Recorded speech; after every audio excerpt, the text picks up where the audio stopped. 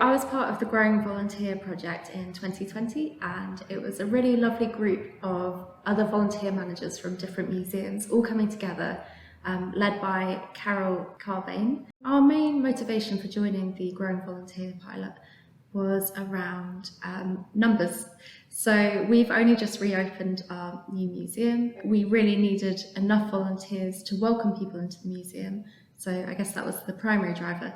But more importantly to myself, and I think my colleagues, was the idea of diversifying the volunteer pool. We're a museum about the people of Oxford, so it makes sense to reflect the demographic of the people of Oxford. So some of the actions that I took on from the Growing Volunteers pilot, I think some of them are about a change in mindset and a change of viewing volunteers or potential volunteers. One of the key things that really stood out to me from Carol was the fact that we didn't have to accept warm bodies.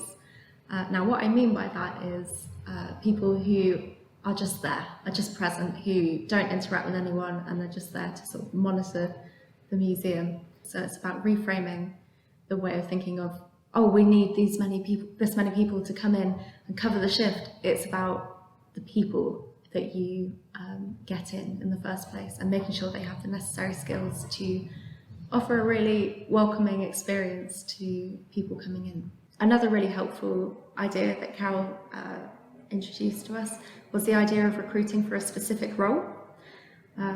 Before we could be a bit sort of slapdash and just sort of open it out to anyone, it was that warm bodies, the idea of recruiting warm bodies to sort of be placeholders in the museum. Whereas now it's much more rigorous, so we recruit for a specific role and there are specific skills that we look for in volunteers.